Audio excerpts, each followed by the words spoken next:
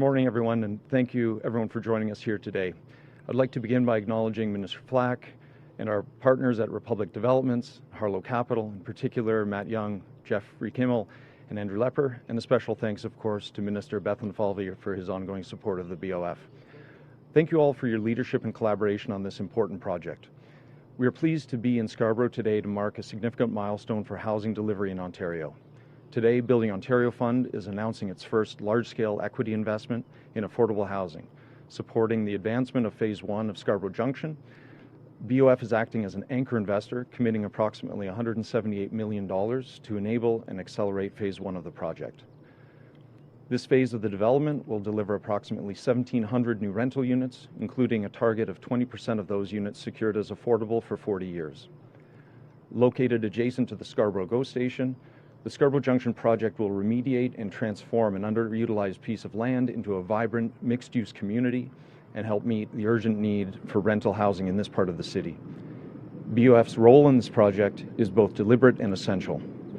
This transformative project was stalled not because of a lack of vision, ambition, or planning, but because of the financing required to move into construction was simply not available through private markets alone. By investing alongside experienced partners like Harlow and Republic, BOF is providing the critical capital needed to unlock new affordable housing units, create new vibrant neighborhoods, and accelerate construction of transformative developments like Scarborough Junction. This is precisely the role BOF was created to play, deploying public capital responsibly to capitalize projects that deliver clear public benefits and would not otherwise move forward. Across Ontario, many residential projects have been delayed or cancelled as a result of challenging market conditions. At a time when housing affordability is top of mind for so many Ontarians, taking action matters. This investment helps advance new rental housing now, supporting jobs, economic activity, and catalyzing a new transit-connected community in Scarborough. It demonstrates how targeted public investment can keep important projects moving, most importantly during periods of market uncertainty. Affordability is a central outcome of this investment. From the outset, a target of 20% of the rental homes in Phase 1 will be affordable, secured for 40 years. These homes will provide long-term stability for individuals and families, a direct connection to transit, and a short 20-minute ride to downtown on one of the best service GO lines in the network, connecting people to employment and essential services. But Scarborough Junction is about more than just housing alone. This development will support new parks, public spaces, and community facilities. It will bring new residents, new activity, and new economic vitality to businesses in the surrounding neighborhoods. Scarborough Junction demonstrates what is possible when the public and private sectors work together with a shared focus on outcomes. Thank you to our partners at Harlow and Republic, and to our amazing team at BOF that worked tirelessly to bring this transaction to close. We're proud to support this project and look forward to seeing construction begin and the community take shape. I'd now like to invite Minister Rob Flack to say a few words. Well, thank you for the introduction, Michael. Great to be here and great to hear the sound of GO trains right behind me. It's great to be here in Scarborough along with my great colleagues, Minister Bethlenfalvy, Dave Smith, Minister Cho, and Arias Babikian, great champions for Scarborough who do a wonderful job day in and day out. For those of you who don't know, we announced the opening of applications to the Development Charge Reduction Program this week, just 2 days ago in Ottawa, surrounded by many of our municipal and home building partners. Minister Bethlenfalvy, I think we're making a habit of this, Peter, this week. Let's keep going. It's been a great week, and we've got OHBA here, Ontario Home Builders, and Build themselves who are part of that announcement, so thank you for being here today. Along with our municipal partners, we're getting shovels in the ground faster. Through the Development Charge Reduction Program, we are supporting municipalities that lower their development charges by a minimum of 30% with funding for housing enabling infrastructure. It was made possible through the $8.8 billion partnership to build with the federal government, the same partnership that expanded the HST rebate to all new homes, saving homebuyers up to $130,000. Combined, the HST rebate and the Development Charge Reduction Program will deliver upwards to $200,000 for many homebuyers in this province, especially in the GTA. These two significant initiatives move the needle towards housing affordability in our great province. They complement legislative actions we've taken through Bills 17, 60, and 98, that just received royal assent yesterday. Deferring development charges until occupancy is key. Eliminating enhanced development standards is key. Standardizing official plans is absolute. Consulting on site plan reforms is a must. And advancing publicly owned utilities as an alternative way to fund needed infrastructure in the future without placing an undue burden on the first-time homebuyer is absolutely on its way in this province. Keep in mind, this is not just an exhaustive list by any means. So why are we doing this? Because we know we have a housing affordability crisis. People are struggling to find homes that meet both their needs and their budget. The cost of housing has risen beyond what many people can bear. That's why we're working to address this by driving up supply, getting homes built, all kinds of homes built and built faster. This includes market homes, supportive homes, and yes, rental homes like the project we are celebrating here today in Scarborough. I will note that due to measures like the removal of the HST back in 2023, and Minister Bethlenfalvy led the charge on that, we reduced the HST in purpose-built rentals. We've seen amazing success since then. In fact, the purpose-built rental sector has been the bright light in Ontario's housing sector the last few years. In the last year alone, we've seen a record-breaking starts that continuing to see momentum.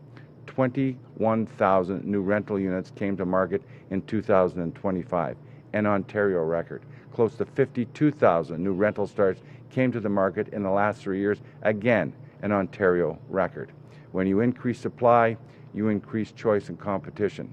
When you increase choice, you create lower rents and you create affordability, like will happen here today. However, despite this good news, the fact is we cannot rest on these laurels. And in particular, we need more rental capacity, ideally suited close to major transit stations. That brings us here today. Today's announcement is an important step to protect Ontario, and with that, I'd now like to introduce our Minister of Finance, the Honourable Peter Bethlenfalvy. Thank you, Rob.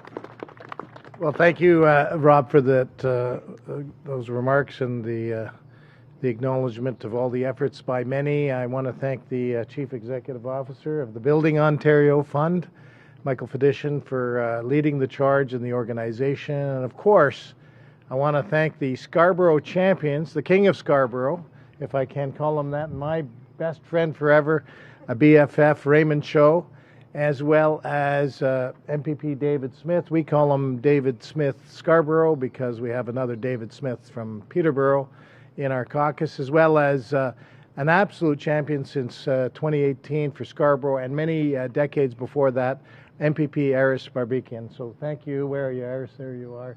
Thank you for everything you do in the community. Our government is focused on the long-term prosperity of everyone who calls this province home. Long-term prosperity depends on getting the fundamentals right. That means maintaining a competitive economy. It means attracting investment and creating good-paying jobs. It means making sure people can afford to live in the communities where they work or want to call home, like the beautiful area of Scarborough, close to transit. But the reality is these are challenging times. Global economic uncertainty continues to affect markets, businesses, and households. So it's in times like these people are looking for stability, they're looking for predictability, and a government that plans for the long term. And that is what our government is doing. We're taking action to protect Ontario's economy, our communities, and jobs while making smart, targeted investments that support the people of this great province and our long-term economic growth. And our plan is working. We're getting shovels in the ground and keeping workers on the job. In fact, Ontario led the country last month and had a gain of 42,400 new jobs just last month. New jobs. Our economy here in Ontario continues to show resilience. Our strong fiscal management gives us the capacity to say yes to the right investments that deliver real, measurable results, especially when it comes to increasing housing supply and affordability. Today's announcement is one of those investments. This is an innovative partnership with Building Ontario Fund, Republic Developments, and Harlow Capital Through the Building Ontario Fund, Ontario is investing approximately $178 million to support a major new mixed-use development at Scarborough Junction, as you can tell, near the Scarborough GO station. The first phase alone will help create approximately 1,700 new rental homes, including a target of at least 340 below-market units working in partnership with other levels of government, including the City of Toronto. Increasing housing supply, including rental housing, is one of the most important things we can do to improve affordability for current and future generations. And once completed, this site will grow into a complete transit-connected community with approximately 7,600 homes. That's staggering. Along with, in the region, right here, parks, public spaces, and community amenities. So this is the kind of smart and affordable growth that Ontario needs. Building near transit helps connect people to jobs, services, and opportunities. So we're taking action, getting shovels in the ground to help get more homes built across the province and support projects that will create lasting value for communities. And this is why the Building Ontario Fund will continue to invest in projects that would not otherwise get built, including affordable housing, energy, transportation, long-term care, municipal and community infrastructure, as well as critical minerals. And this investment alone will create 900 jobs and contribute more than $800 million in GDP to Ontario's economy. So we're building a more competitive, resilient, and self-reliant province.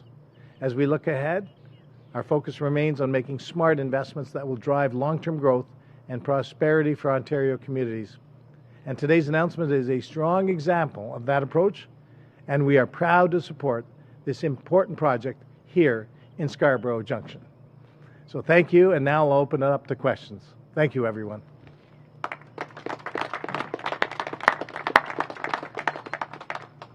Alrighty, thank you. We'll take questions from the media. Please state your name and outlet, and reminder, it's one question, one follow-up. Minister Bethlenfalvy, hi. Sean Jefford, CBC News. A question for you today about the portfolio you are about to reassume, Treasury Board President. The FIFA World Cup is about to take place in the city, and there's been some confusion about how civil servants are going to be working during those game days. I'm wondering if that confusion and whether these civil servants can work from home or not is just indicative of a broader problem that the government is not really approaching this policy with some flexibility. Do you need to reassess the work from home standards for the government? Thank you. First off, I don't assume my responsibilities until Friday, but I'll answer the question today. Return to office is something the private sector, the public sector, we all support. And within that, though, and our government has always been clear since day one, there's flexibility, there's allowance for circumstances. And this is an example of one of those accommodations, clearly, in FIFA, where we're working together with the city, we're working with the federal government and others to deliver what I think will be an outstanding experience for Toronto, for Ontario, for this country, a proud moment for this country. So we're providing that flexibility, and we're going to continue to move forward. Obviously, having people at the office is going to allow for collaboration, having people work together. It's good for young folks who are learning problem solving, and for others for mentorship. So I think we're all aligned that this is something we're going to continue to support going forward.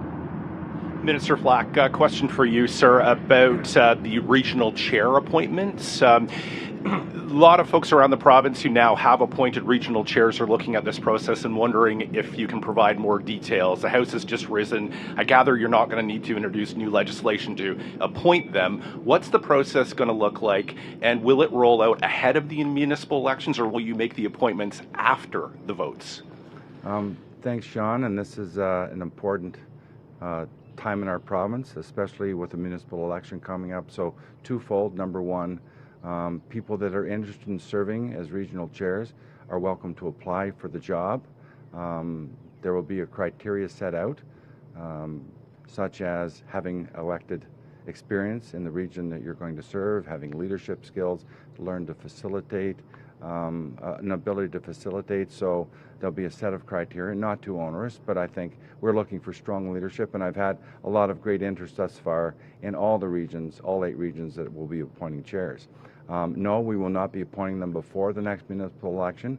We're going to wait until after or close or there and abouts to appoint them, so there's a one appointment process for all 8 at once. So we won't be rolling them out one at a time, all at once. So we have our time to do our due diligence, listen, learn, interview, and choose the right candidate, the best candidate to help lead these regions. Gentlemen, I think I'm the only reporter here, so I hope you'll permit me one more question. I think we're in Scarborough Southwest today, if I've read the map correctly. There's a by-election due in this riding very shortly. I'm wondering if you know when that is going to be called, and does the PC party have a candidate at this point? Thank you. That's the domain of the party and the Premier, so I'll let them speak on those matters. But what I will say specifically about Scarborough and Scarborough Southwest, but just all of Scarborough, these folks behind me and Vijay Thanagaslam, who's another elected member who couldn't be with us today representing Scarborough, they've done incredible work over the last 8 years to kind of build and support Scarborough. Today is such a great example.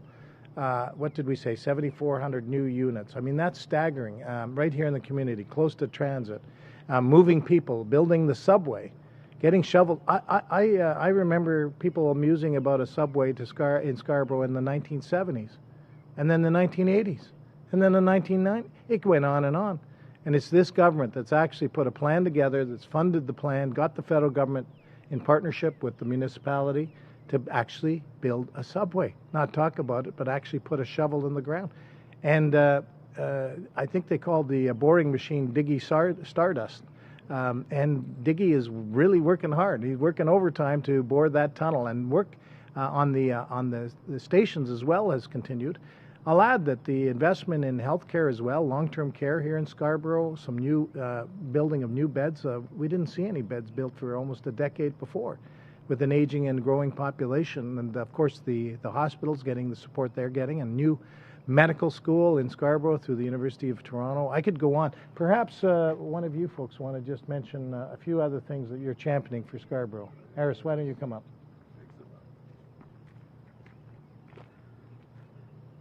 Thank you very much, Minister. My name is Aris Babika, and I'm a Scarborough Agincourt MPP and Parliamentary Assistant to the Minister of Citizenship and Multiculturalism. As the Minister stated, we are proud that in 8 years we were able to deliver to Scarborough what the previous Liberal government for 15 years could not deliver. And they let all our institutions, our infrastructure crumble, from hospitals to transit. And now we are trying to address those shortfalls. We don't have a magic wand to address every issue, but we are working very hard. As the Minister mentioned, we are building a new Birchmont Hospital with $1 billion budget. We are building the medical center. We built the brand new state-of-art diagnostic center in a Scarborough hospital with $36 million budget or investment from our government. And it's not that only we are doing. We are building the Tamil Community Center. We are building the Chinese garden at the Chinese Center in Scarborough, and long-term care. This is something that this region needed very badly, and we are building hundreds and hundreds of long-term care beds in Scarborough. So these are part of our promise to the people of Scarborough, and we are delivering on it. We are not just talking, we are action-oriented political party, government, and we will deliver on our promises to the people of Scarborough and the Scarborough Agincourt in general. Thank you very much. Thank you. Thank you, everyone. All right.